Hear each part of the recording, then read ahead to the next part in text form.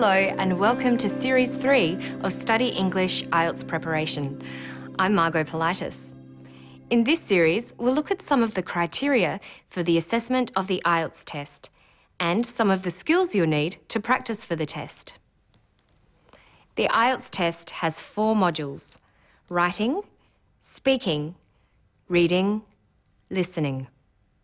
There are 2 different tests: the academic test for tertiary students and professionals, and the general training test, which is for immigrants and people going on to vocational training. Both tests have the same speaking and listening modules, but different reading and writing modules.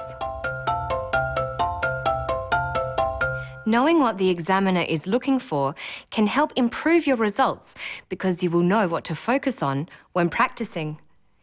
Here are the features the examiner looks at in your writing and speaking.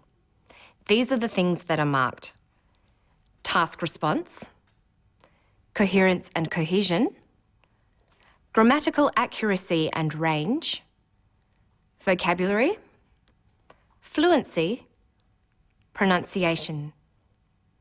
What do these criteria mean?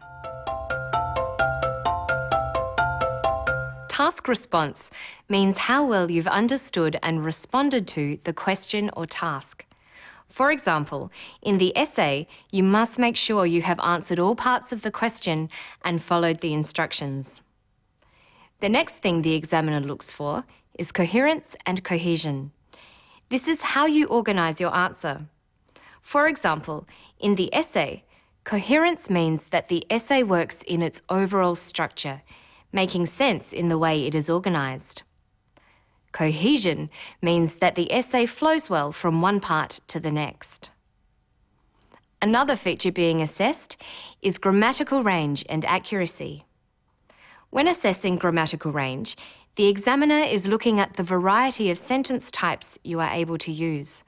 You can't rely on just using simple sentences and structures. Grammatical accuracy simply refers to the number of errors in your language.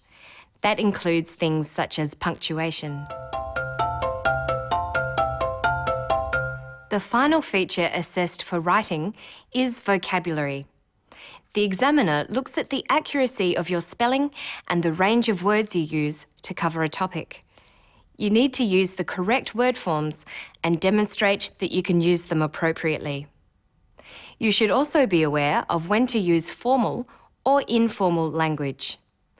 The essay needs to be formal, but you can use less formal language in the speaking test.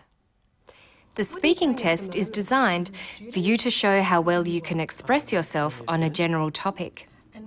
It tests your vocabulary, the accuracy of your language, and your ability to use a range of sentence forms. It also tests your coherence by looking at how you organise and link your ideas while speaking. Vocabulary, coherence, and grammatical range and accuracy are criteria that also apply to the speaking test.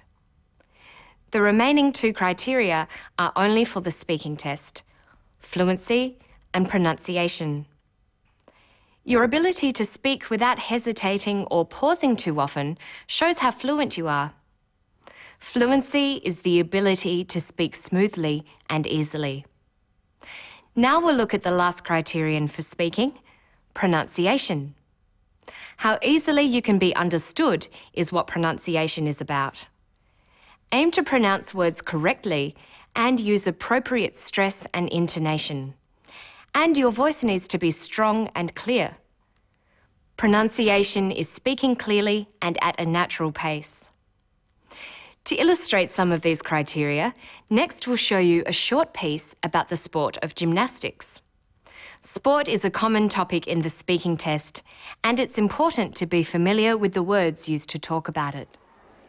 I do gymnastics at the Australian Institute of Sports. I was about 5 when I started, and I started just fun gym.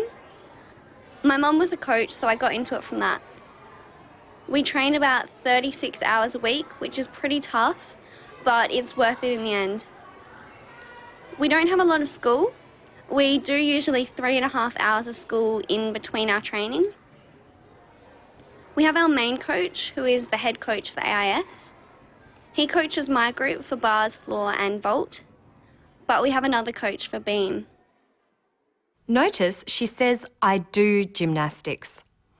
Different verbs are used for different sports. You say that you play football or play basketball, but do gymnastics. And you go fishing. Some sports and activities have their own verbs. You don't say, I do swimming. You say, I swim. Now listen to how she uses the words train and coach. My mum was a coach, so I got into it from that. We train about 36 hours a week, which is pretty tough, but it's worth it in the end. We don't have a lot of school. We do usually 3.5 hours of school in between our training. We have our main coach, who is the head coach for AIS.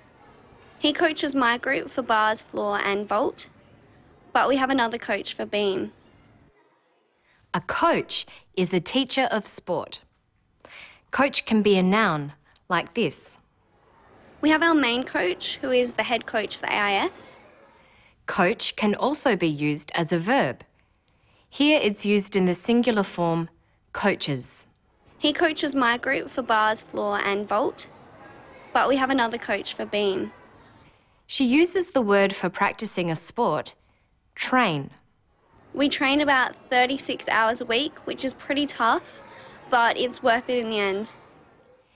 The ing form, training, can be used as a noun. We don't have a lot of school. We do usually 3.5 hours of school in between our training. And a coach can also be called a trainer. You should watch English language TV to help build your vocabulary in this fashion, because you will be marked on how well you use words and their various forms. And you should think about things such as sentence forms. Even just talking about gymnastics, it's possible to use quite complicated structures. Listen to her again. We train about 36 hours a week, which is pretty tough, but it's worth it in the end. She uses a complex sentence, a clause, combined with a relative clause. We train about 36 hours a week, which is pretty tough. She then makes it into a complex compound sentence by using the conjunction but to add another clause. We train about 36 hours a week, which is pretty tough, but it's worth it in the end.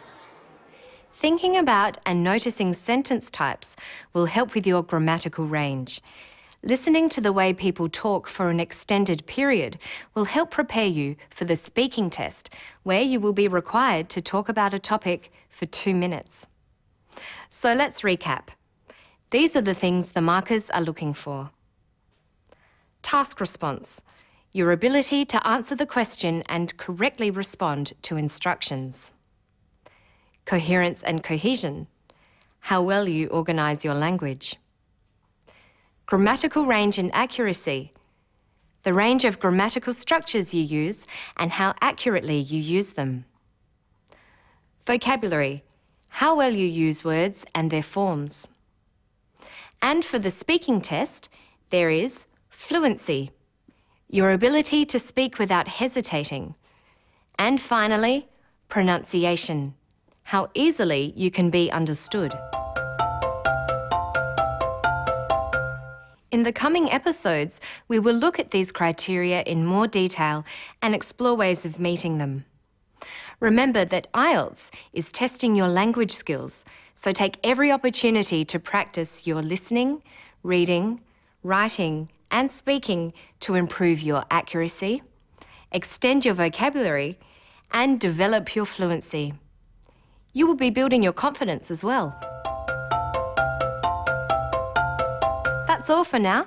To find more information about assessment and band scores, visit our Study English website. Good luck with your studies.